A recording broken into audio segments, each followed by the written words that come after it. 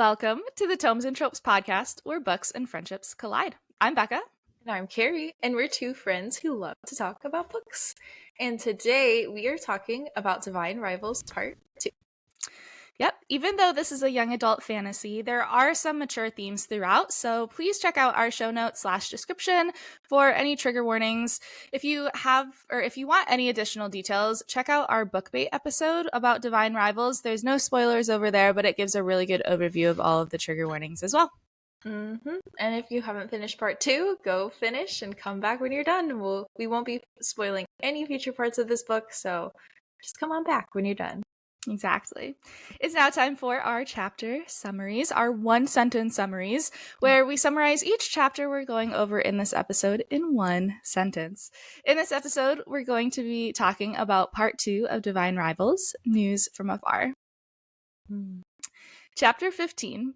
Roman feels Iris's absence at the Gazette before returning home to fight with his father about marrying Miss Little, while Iris applies to be a war correspondent at the Incredin Tribune. Chapter 16. When the train to Avalon Bluff has stopped to avoid the dangers lurking outside, Iris meets Addie, her new bestie. Chapter 17. Iris and Addie arrive at Marisol's, where they are greeted by the kind and blunt Marisol, who gives them dinner, a bed, and a warning about the sirens. Chapter 18. Iris decides to take a bloody long shot to see if she can still send her mysterious pen pal a letter, even from 600 kilometers away. Chapter 19. Iris and Addie visit the infirmary, where Iris finds herself writing letters home for the injured soldiers and then writing her own letter to inquire about the location of her brother. Chapter 20. Iris learns how Enva used music and wit to escape from the below where Dacra was keeping her, and after reading this, the girls have their first encounter with the hounds. Chapter 21. Roman awaits Iris's letter and in his worry wanders down to the kitchen that is occupied by his nan, where they converse about Daisy's granddaughter, while Iris and Addie tend to the garden at the bed and breakfast, where they learn about Keegan. Chapter 22. Iris and her pen pal continue to get to know one another through their letters, and flirting, if I have to add. And he tells her his name is Carver. Chapter 23. Roman and Miss Little have lunch where they make an agreement that makes Roman uneasy before he comes across one of Iris's articles in the Incredin Tribune, while Iris and Marisol bond over having people they love fighting in the war. Chapter 24. Addie shares how she used to love playing the violin, and Carver says he won't be able to write for a few days. Chapter 25. Roman arrives right on time while sirens are blaring, announcing the arrival of Ethrils, and Iris tackles him to the ground, pleading for him not to move. Chapter 26. With mixed feelings about Roman being in Avalon Bluff, Roman charms his way into Marisol and Addie's hearts and gives both Addie and Iris a copy of their published articles. Chapter 27. Roman arrives late for breakfast because he was running and invites Iris to come the next day, and she goes reluctantly because who runs, and finds the view, both of them, breathtaking. Ooh. Chapter 28. After Roman sends a risky text, Roman and Iris head off to the front lines and where dangers and increased tension lie ahead. Yep.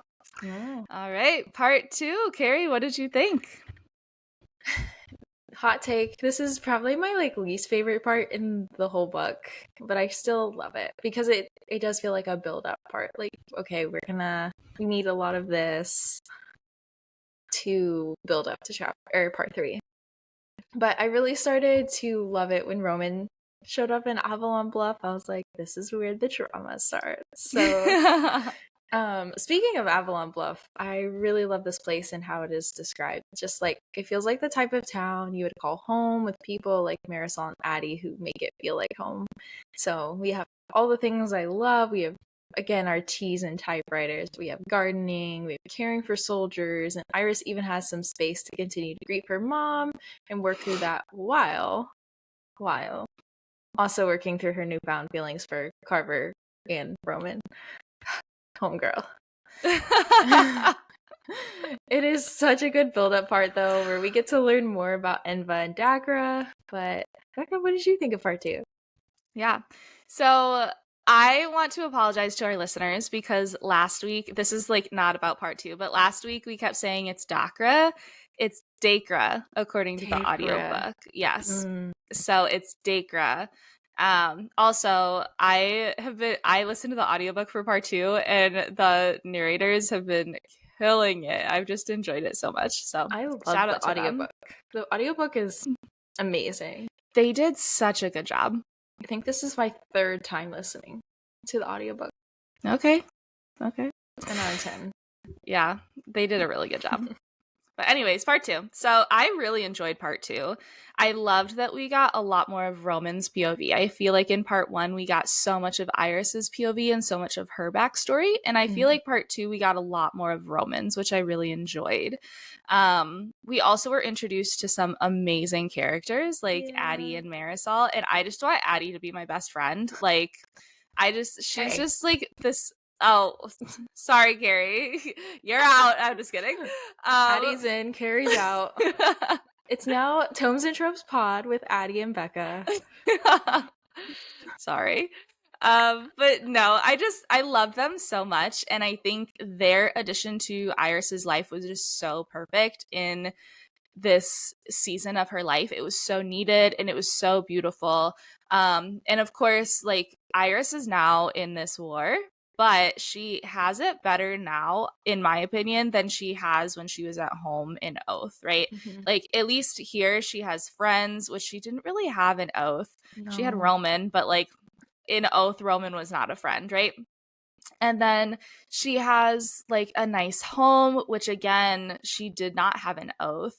And she gets fed regularly, which again, she did not have an Oath. So she, it's a bit ironic to me that she goes to a war zone and she gets out of survival mode, but I thought it was so beautiful, like, to just show like a change of environment can do so much for you.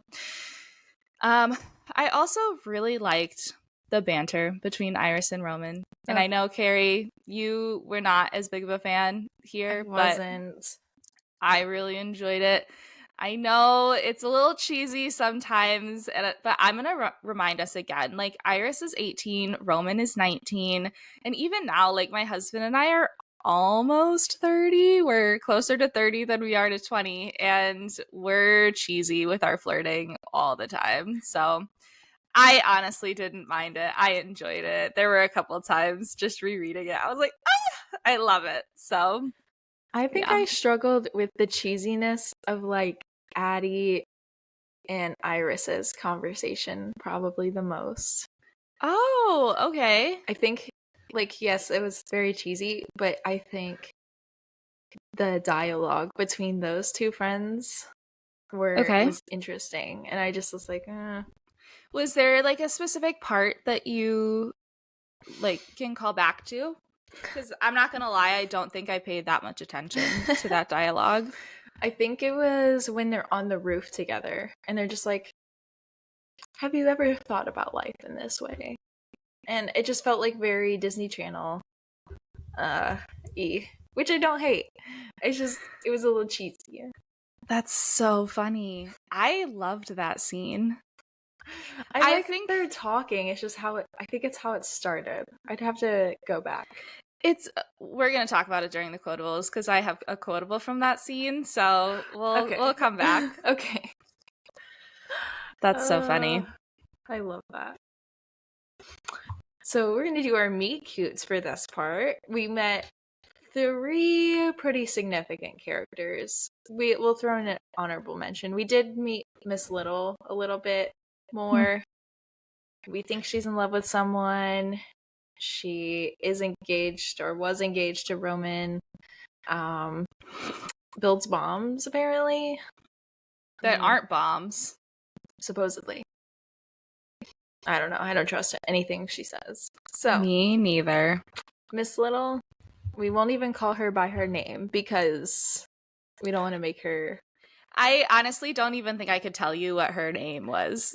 She's just Miss Little. Yeah, I'm pretty sure it's Eleanor, like we were talking about, but we're gonna go with Miss Little. Yeah. But let's get into our real meet cutes. So we have Thea Atwood. So she goes by Addie throughout the whole book, pretty much. She is another war correspondent. She is a musician turned writer and is determined to understand the war for what it truly is, how it truly is, And most importantly, rub it in her professor's face that she is a published writer, which I love. I love the pettiness throughout that the whole time. 100%. The fact that she goes to war just to prove her professor wrong is Right? just relatable. I love it. And then we have Marisol Torres. She is the B&B owner, and I definitely in my outline wrote Airbnb. That's not right. B&B. Bed and breakfast owner who is all kindness, a very genuine person, someone who obviously puts others before herself. And she's married to Keegan, who's fighting for Enva in the war. And I just want to say, I want to go to her kitchen, and even though she wouldn't let me cook with her, I'd want to try to cook with her. Or at least eat her food. Yep. She seems like the aunt who like will cook for you and you just sit at the kitchen counter and just like talk the whole time. And yes. Like you have good conversations in that kitchen. Yep, exactly. So good. I love her. And then we have Nan Kit. She is a woman full of mysteries. She's quiet. She loves her grandson dearly.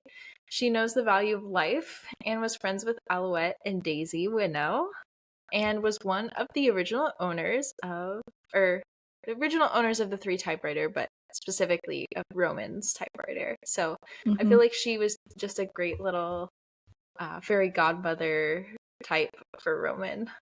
So yeah, we love Nan Kit. She seems sassy, and I love her.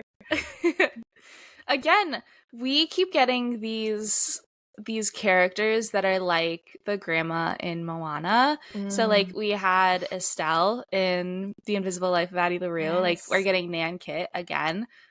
We just love these kind of characters, I feel like. I think we do. I think that's just like one of our favorite kinds of characters. I love it.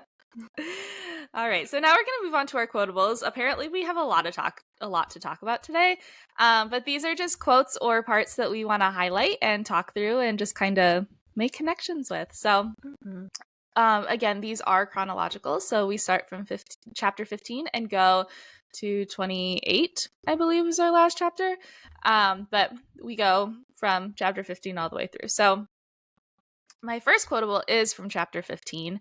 It says, and she couldn't deny that while the working conditions here were vastly different from her old employer, the air teemed with something electric. There was excitement and passion and that breathless feeling of creation, and Iris felt it catch in her lungs as if she were falling ill to whatever fever was fueling these people. So we get this quote when Iris is going right into the Anchorage Tribune to start applying for the war correspondent, and she is comparing the Anchorage Tribune to the environment at the Oath Gazette and the vast, vast differences. So I just wanted to highlight here that a lot of this is due to the work environment and the manager. So obviously we get the complete difference between Zeb Autry and Helena of just how they manage their people, how they relate to the people, how they care about their people. And I think this highlights so well a good manager versus a bad one, because I remember at my old job, like the manager just like was not great. Not bad, but not great. And then I moved to my new job, and now like when I started my new job, the manager was just so different, and you could tell like the people just like were so energetic and like they wanted to come to work, and we were all working towards the same mission. And I just think like I felt this so much when Iris was describing this, because it was almost exactly like my experience, like changing from my old job to my new job right now. So very interesting. Also, the benefits of having a very good manager. True. I have a pretty good manager. Okay, so my next quotable comes from chapter 16, and it says, well, someone I once respected told me that I didn't have it in me to become published. My writing lacked originality and conviction, he said.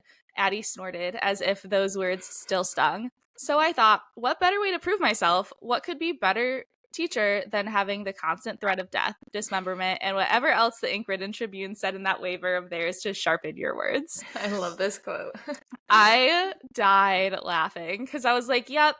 I was, first of all, I was going to call out the waiver that Iris had to sign because it was like so dramatic. And I know, like I said, she's going into a war zone. So, like, I know there's risk of all of those things. But the audiobook narrator read it like sarcastically almost with like a hint of like, you know, when you sign like a 5-page waiver and like nobody actually reads it. So I wanted to call that out. And I love how Addie was just like, this is ridiculous. Like, why are we signing this? But I also, like you said earlier, like she literally goes to war to become a better writer to prove her professor wrong. And like, I want to be Addie so bad. Like, I just wish I had that drive in me to be like, okay, like I'm going to prove you wrong. Like, let's go. And I had a friend like this in college who was just like, okay, you told me I'm not going to do it. Like, I'm going to go to, she literally went to Japan one time because like somebody told her like they didn't think she would be able to like navigate the city. Like, that's just like who she was. So it was, this whole quote was just hilarious. I feel like we got so much of Addie's personality really quickly. And I loved how perfect of a friend she was for Iris at this time. Like, she needed somebody who was like this, who was just like, here I am going to be blunt. I'm friendly, but like, this is how I live my life. And Iris like so needed that because she was so like inside of herself that I think the presence of Addie just brought Iris out so much. That's so true. My next quotable is about Addie, which I realized I spelled wrong in my outline. I mean, listeners don't know that, but I wouldn't be able to focus if I didn't fix that real quick. Anyways, in chapter 17, this quote happens when they're sitting down with at Marisol's table, and she's like bustling, hustling in the kitchen to make them something, and Addie's like, Iris is like, can I help with anything in the kitchen? And Marisol's like, get down, like, you're not my kitchen. Back. And I guess Addie just starts laughing, and then Iris gives her an evil look, which is just, they're already besties, and we love it. And the quote is, which only made Addie laugh in gods if she didn't have a contagious one, just like Roman Kit. Which, she's already missing him. 2 chapters later. 3 chapters. Like, come on. She's got it bad. She's got it so bad. I was like, so and much she for doesn't a rival. even know it. I know. I was like, Iris, come on. I thought he was a rival. You're over here like, I miss his laugh. Yeah. Which she only heard, like twice, I think? I think so. And it's apparently contagious, which I also love about Addie, that, like, she just seems like the type of person to have a contagious laugh, and those people are so fun to be around. They really are. I'm like, please just laugh, and we'll just laugh at nothing. Okay, so my next quotable comes from chapter 18, and it says, P.S. Forgive my lack of manners. How are you these days? And this was so sarcastic. Like, this is Roman writing to Iris, and he just like freaked out because she just told him like she was a war correspondent and she was 600 miles from Oath and all this stuff. And he just like laid into her, like literally the note or the in the book, it's in all caps, like 600 miles from Oath, and like just like laid into her and is like, P.S. how are you these days? And so I was sassy. Like, she's in a war zone 600 miles from home. How do you think she's doing? But after reading Iris's response, she really goes into like how she's doing after losing her mom and like being away from home and all those things. And like after reading that, I was like, okay, maybe this wasn't really sarcastic. Like maybe he was really like searching for the heart, like, how are you doing? Because like so much has gone on in your life so far, and he knows that because he's basically two different people at this point in time. But I just thought that was really sweet. Like, maybe like I think his intentions were genuine, but like, how are you these days? Like, come on, Roman. Like, you're a writer. Figure out how to say it a little nicer than that. That reminds me of when like people want something from you and they only ask like how you're doing because they want something from you. Yep. That literally drives me nuts. I'm like, I won't even answer that question and I'll respond to what they actually want. Yep. Yep. You know what I hate so much? I hate when people like just message you like, "Hey." That's that old manager vibes coming in. Well, it's not just that. Like, I have friends that will like do that I haven't spoken to in a really long time. That'll just message me, "Hey," and then a second message, "How are you doing?" And it's like, No. I haven't talked to you in a long time. What do you want? No. Like, let's get to it here because I don't have time for small talk. They probably want to sell you some like Mary Kay or Pampered Chef or something. Okay, I'm all about like, I think MLMs are their own issue, but we cannot diss Pampered Chef because they actually have really good products. We're not dissing any of these products, or if you sell those things, we're not dissing you. We're just, it's a fact. Yes. Anyways, moving on. Our next quotable is from chapter 19, and it says, "I don't speak to reporters," Prairie said, clearing her throat. Her voice remained hoarse and weak, "but I'm always looking for somebody to beat me in cards." And this is when Iris and Addie go to the infirmary for the first time and actually get to talk to the soldiers, and like they are experiencing like the after effects of war.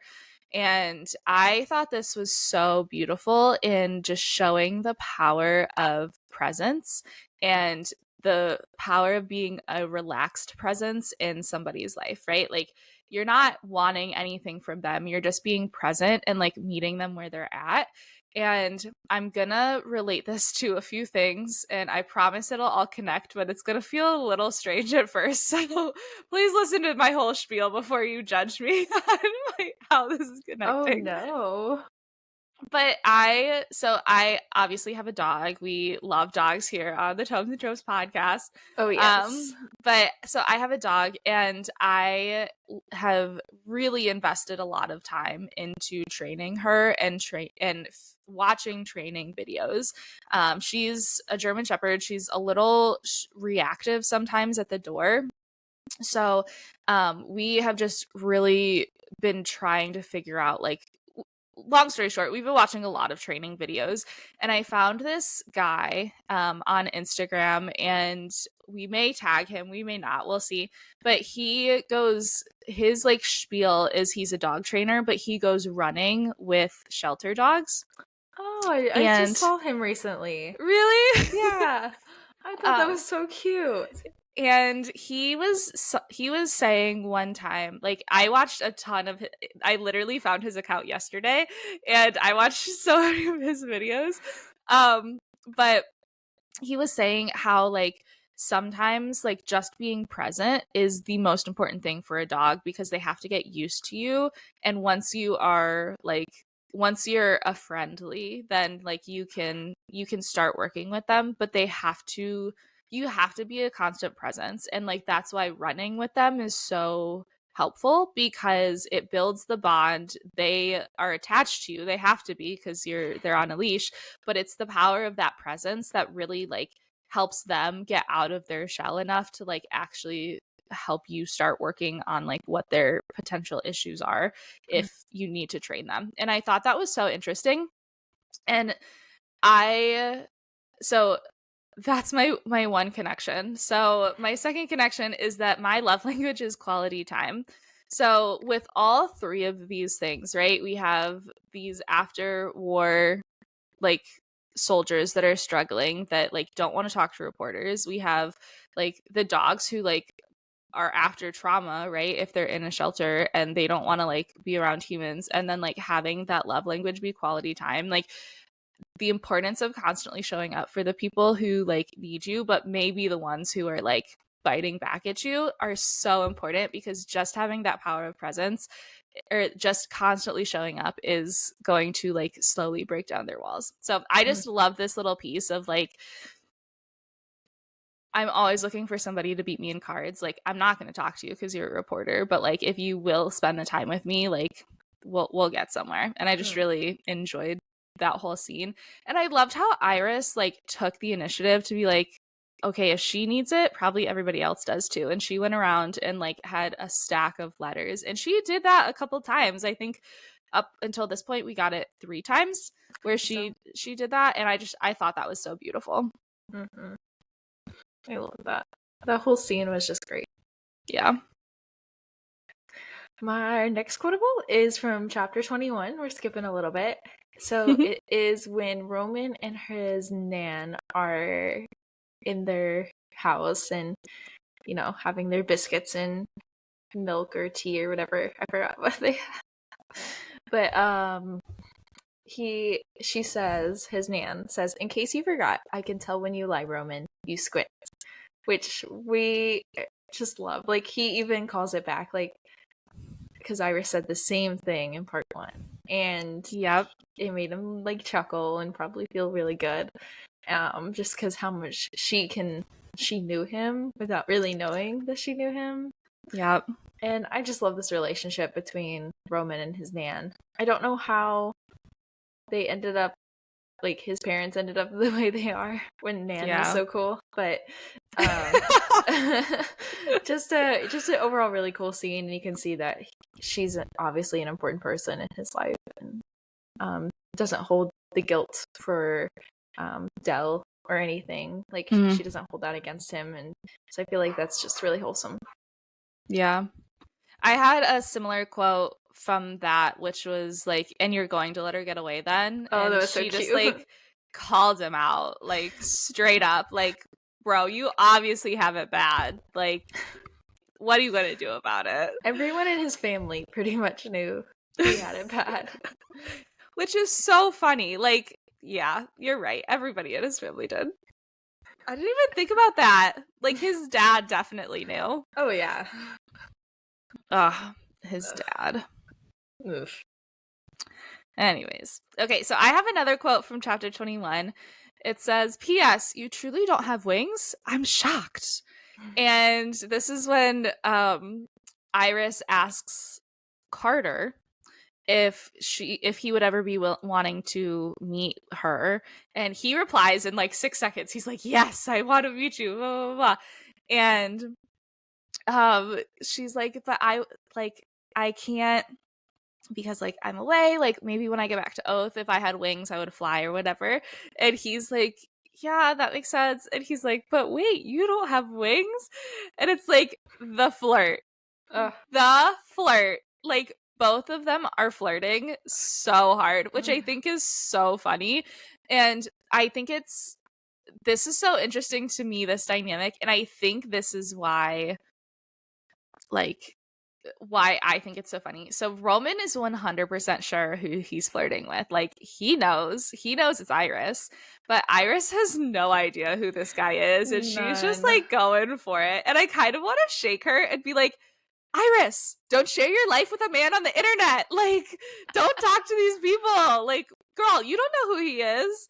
Like, get your head together." But also, it's kind of cute. And I think, honestly, like, last week we talked about how we wish that we didn't know it was Roman yet, but I think this is partially why we as readers know it's Roman, so we can be excited for her and know it's not some creepy dude on the internet trying to like get her details. So we won't need the red flag guy running across our screen. Exactly. So we get to actually enjoy the letters instead of being worried about the nefarious intentions of the other person.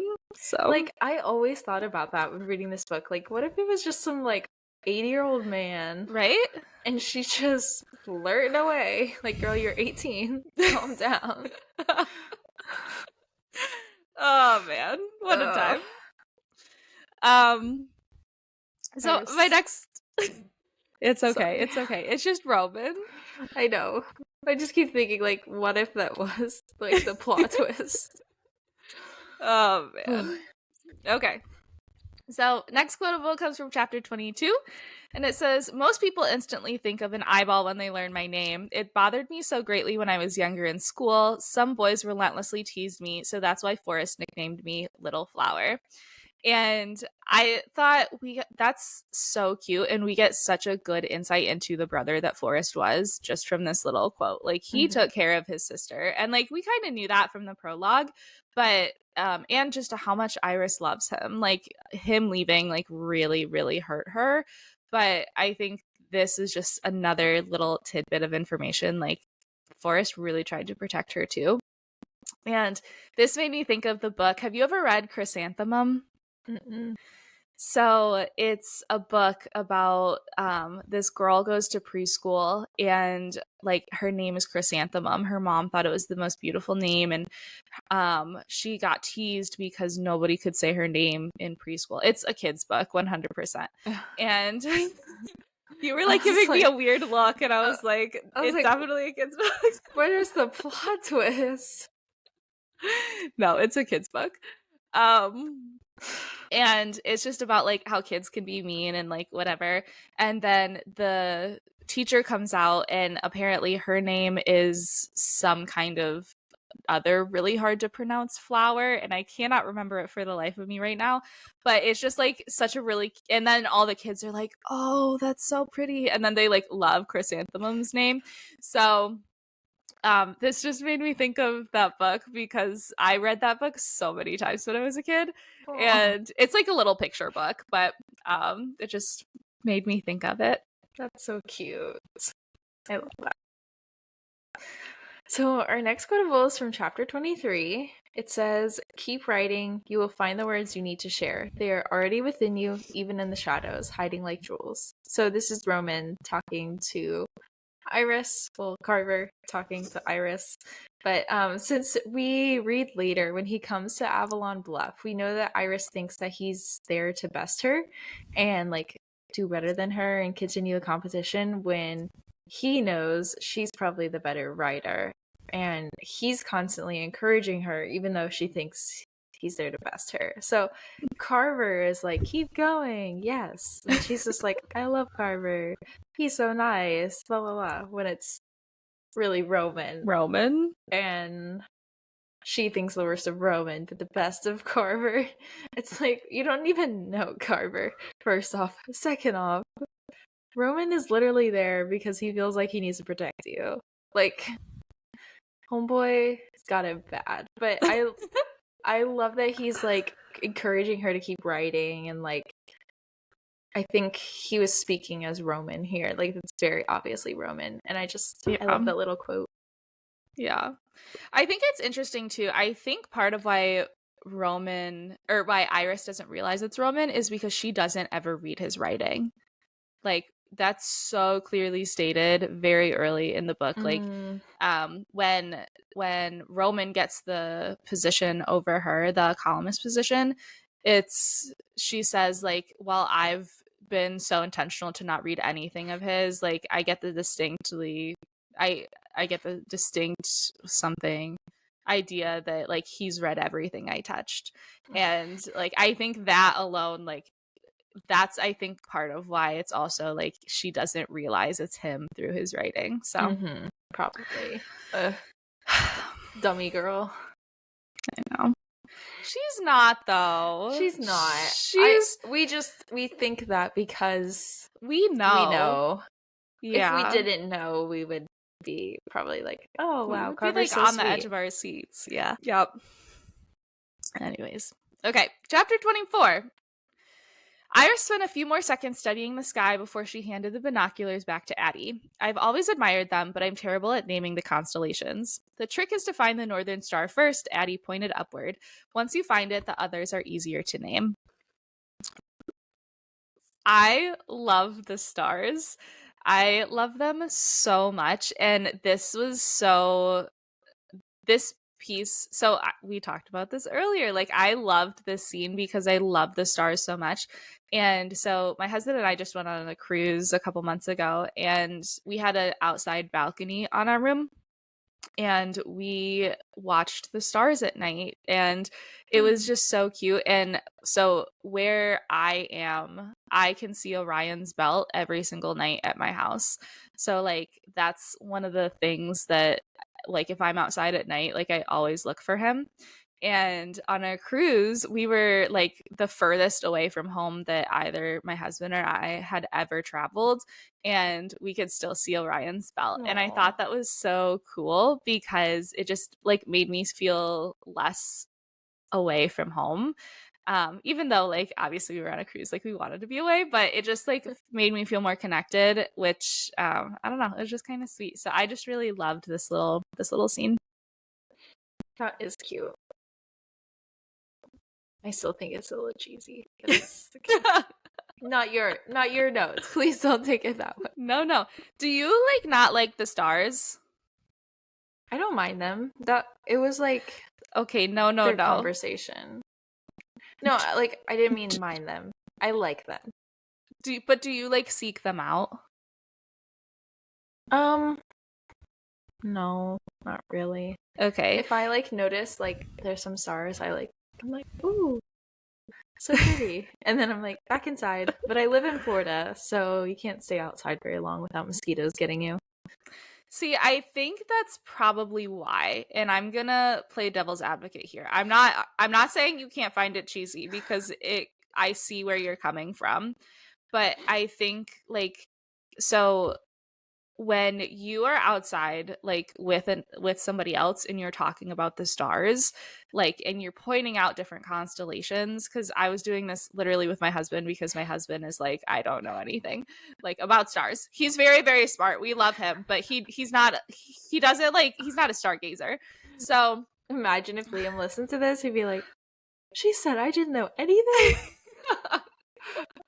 I don't even know if he listens, if we're gonna be honest.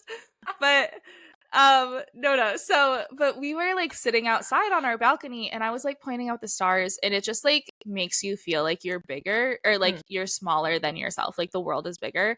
And like it makes you think differently, because you're like, I'm so small. And then like you start thinking existentially. So like the progress of their conversation, because Iris asks like a very existential question next. She's like, have you ever, like, do you believe in love at first sight?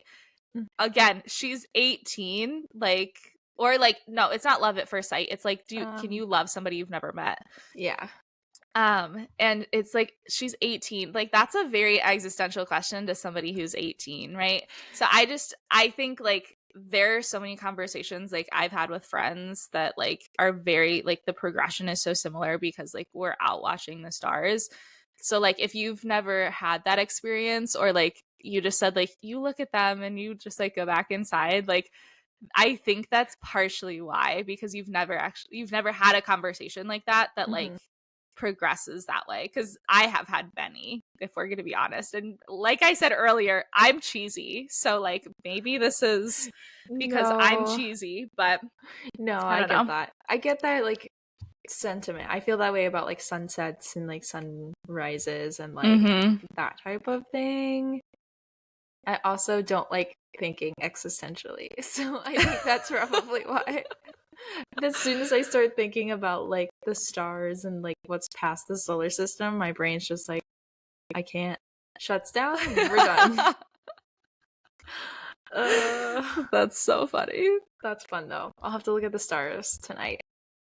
Yeah, we can look at the stars together. You can call me. I will. It's supposed to rain here tonight though, so maybe not. But that's okay. We'll do it sometime. Like, look at the stars. And you're like, it's raining. There's clouds. It's fine. One day. Oh man. All right. So our next quotable is from chapter 25. So this is when Roman shows up right on time for the sirens and the ethereals. So we love that. Great timing, my friend. So it says, Iris sprinted, feeling the jolt in her knees, the wind dragging through her loose hair. She could see him now. He was no longer an unfamiliar shadow in a sea of gold.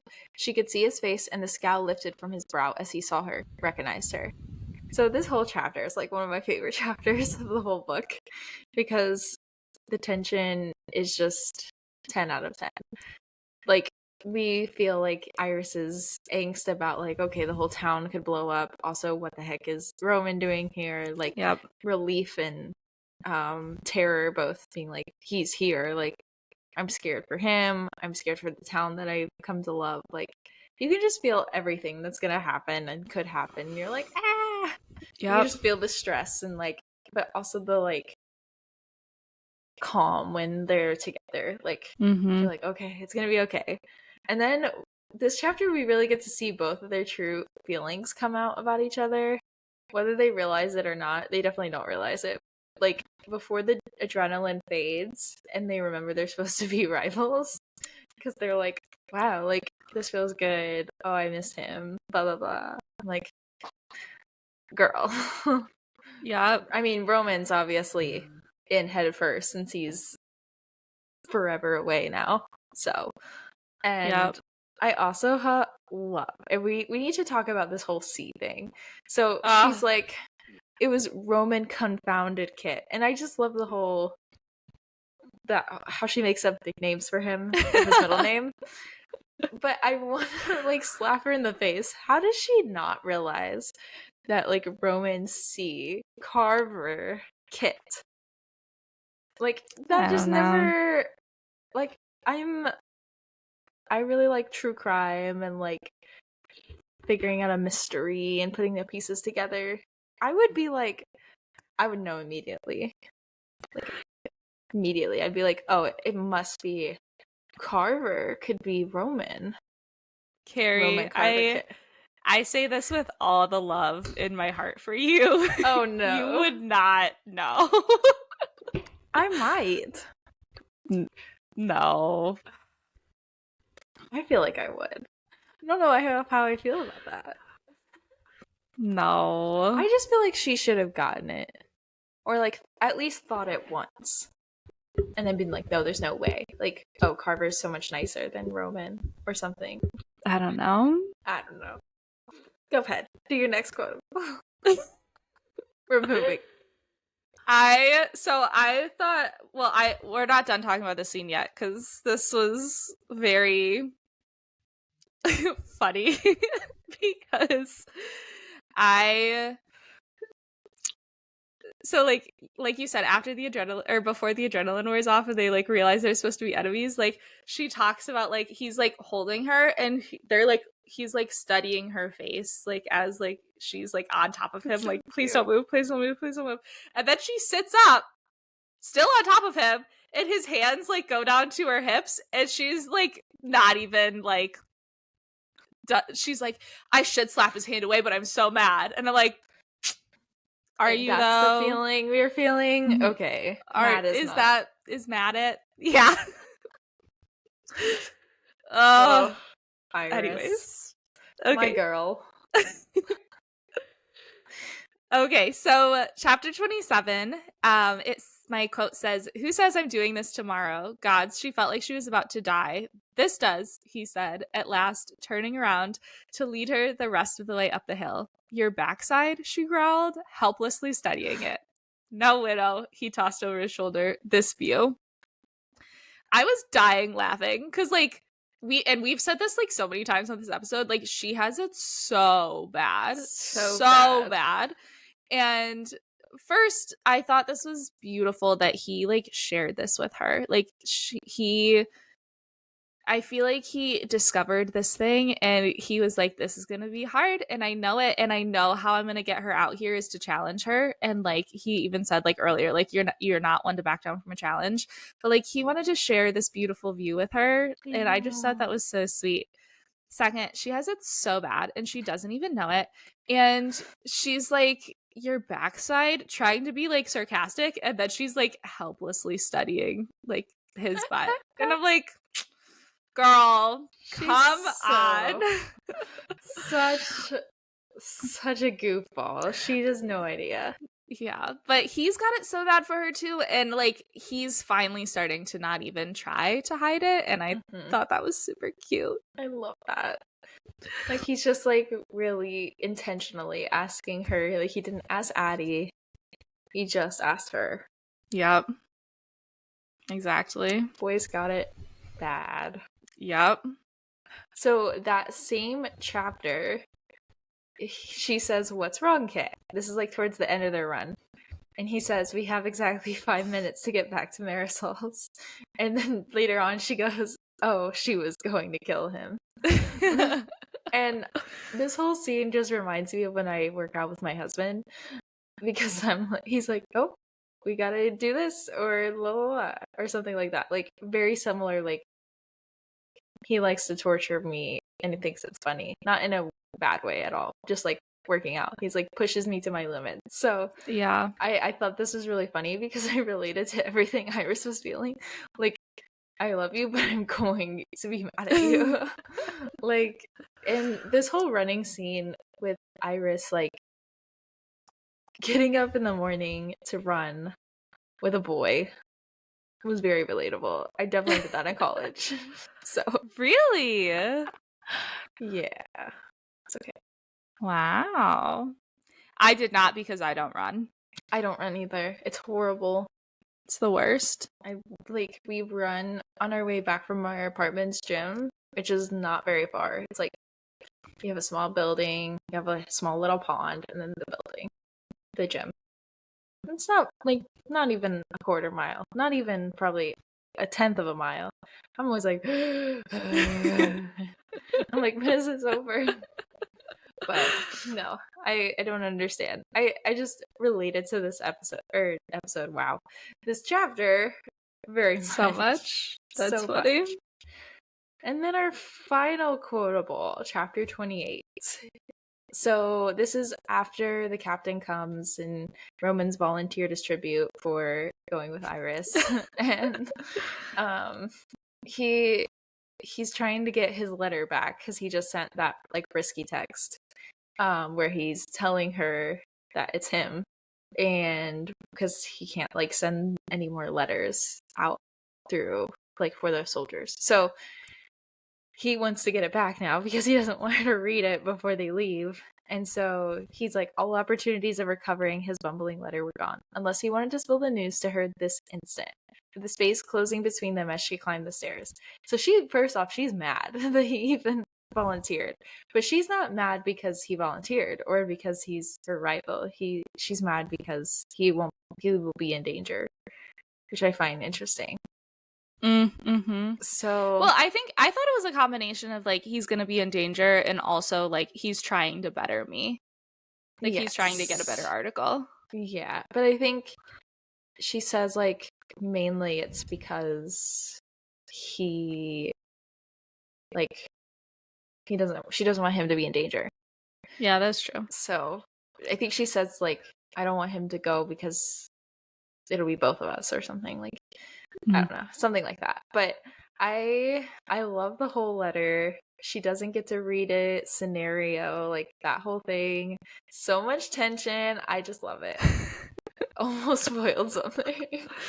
But I just for those of you who do not follow us on Instagram, we posted a meme about best friends who spoil books before the other friend can read them. I definitely should have made you that like main kid.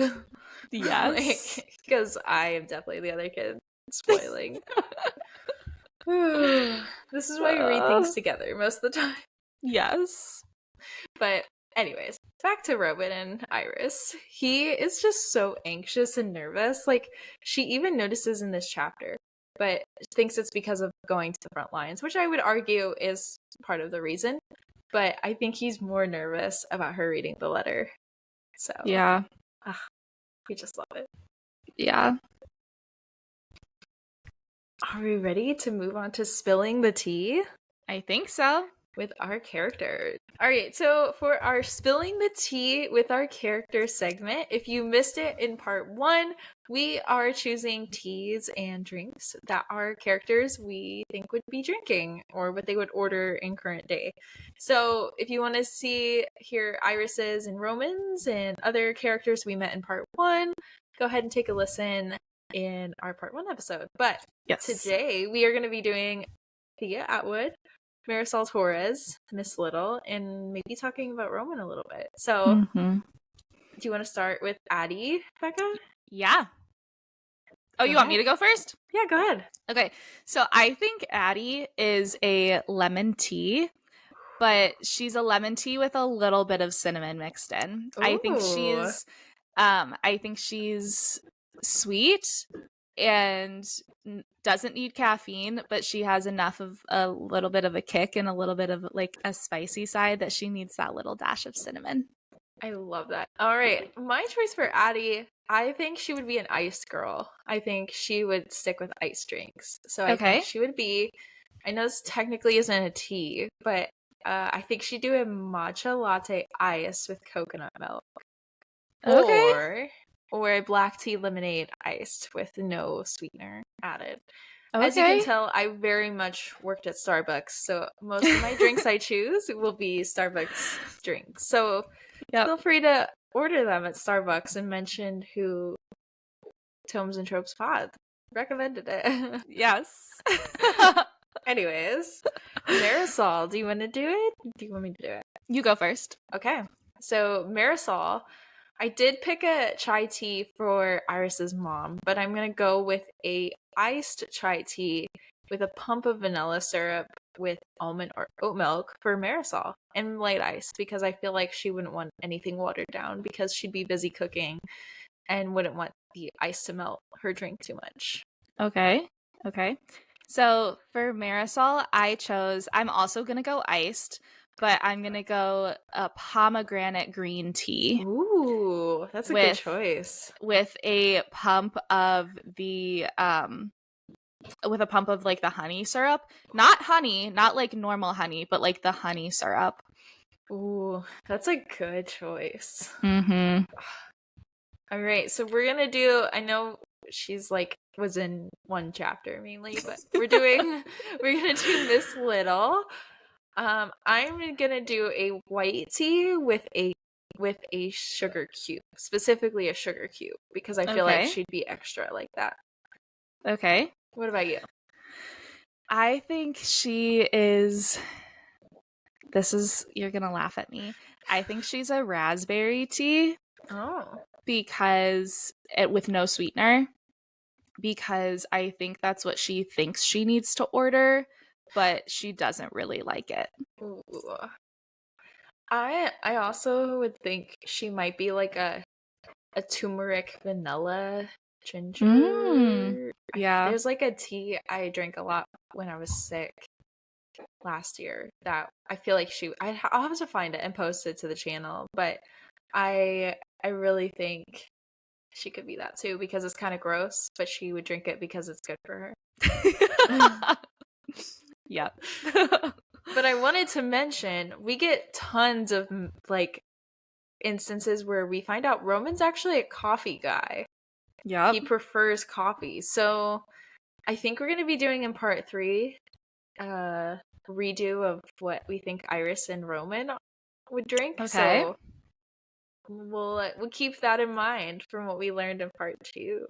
Yep. All right. So now we're on to our magical moments, and this is just building the magic system. Like I said last week, like when I first read through this book, I really struggled to understand the magic system because there's not a ton of references to it. So we're just calling these references out and enjoying the fantasy aspects of this book. So the first one that we get in part 2 is the information that some objects can be imbued with magic. So last week we had talked about how the magic is unpredictable and nosy, and it really is mostly like buildings that get this because the thought is that it comes from the gods and goddesses that have been buried, and it's like in the soil. So the logic that objects could be imbued with magic was really not present. But we do get this information that some objects can be imbued because we get the typewriters. So we get the story from Helena at the Incredin Tribune about the Alouettes and how like they were created very intentionally by this guy who like was a typewriter genius, I guess, and like he put magic into these typewriters so they could like write back and forth. So we do get that information, which I thought was kind of cool. Second, we get a lot of information about Enva's musical powers. So we get that info dump it's from Nan, but we get it in one of Roman's letters. And we see a lot more of this in this part, that exactly what her power is and like how she uses it. And she basically, her music has the ability to change others' moods and help them to do what she wants them to do. So it's a little bit manipulative, right? But she's also so smart and so witty that like in how she uses it. So like the first time when Dacre's armies fall asleep, she like tours and like for 3 days and is like looking through the castle and like trying to figure out like how to get out, basically. Which I thought was so funny because like Dacre's like calling for her. She comes around the corner with a lantern and she's like, I just woke up too. I have no idea what happened. And he's like, oh, okay. And totally just takes her at her word. Which, first of all, if my whole armies fell asleep and my wife fell asleep, if I was Dacre, like I would be like trying to figure out what happened. And like according to the tale, he just like is like, oh, okay, he's just like, sure, whatever. Yeah. So a little bit of an interesting little tidbit from there. But the second time she does play the lullaby for so much longer and then like does escape. So we get a lot of that information here. Mm-hmm. We also get the creatures. So we get a big info dump from Marisol when we go in about the different sirens, and she talks through the different creatures that Dacre is using in the war.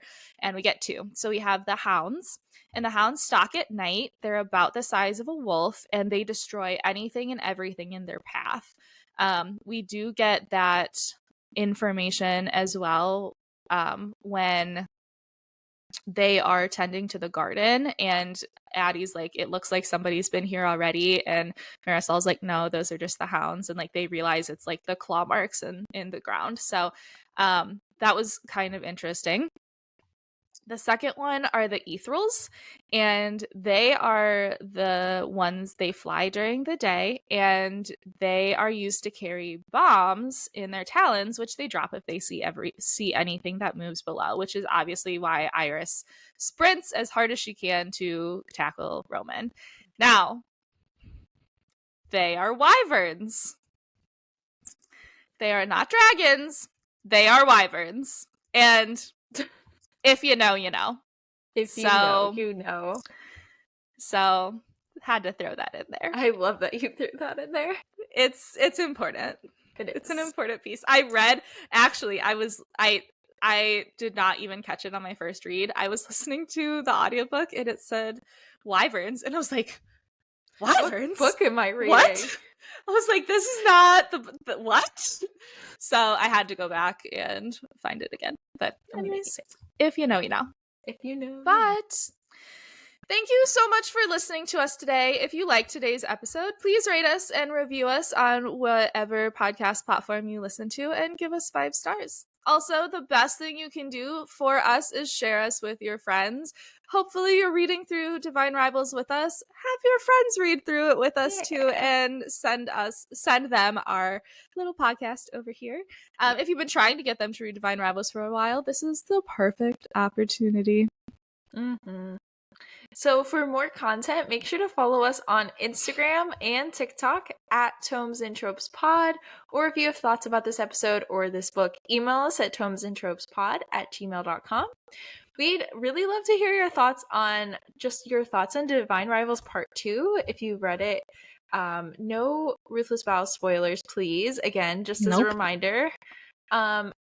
We also want to hear your thoughts on how Roman will reveal he is Carver and Mm-hmm. what will happen at the front lines, what you think will happen. So we'll see you next week for part 3 and the finale of Divine Rivals. Stay curious and keep reading. Bye. Bye.